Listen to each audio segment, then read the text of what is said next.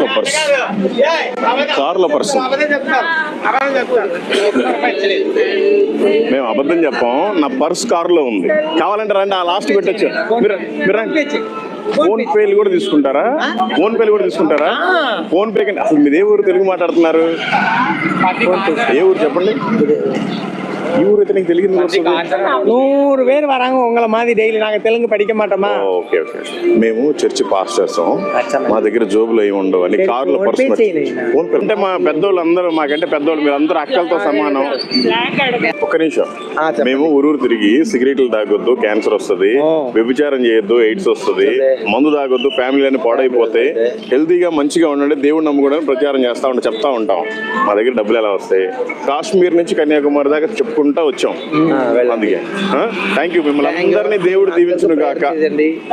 మీకు ఇంకో విషయం, మీకు నిజమైన దేవుడు ఎవరో తెలుసుకోండి. నేను కూడా హిందువే, 4 సార్లు అయ్యప్ప మాల వేసుకున్నాను.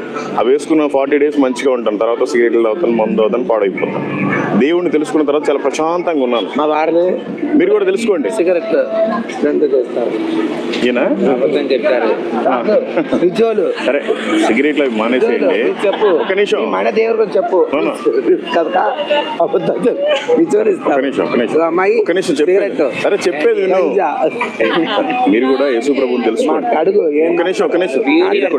మీరు కూడా యేసు ప్రభుని తెలుసుకోండి, చాలా బాగుంటది. చనిపోయిన తర్వాత నరకము స్వర్గం రెండే ఉంటాయి. యేసు ప్రభుని నమ్ముకుంటే నువ్వు స్వర్గానికి వెళ్తావు. శక్తిలు మా సిగరెట్ మంచి. మేమా హిందీ, ఇంగ్లీష్.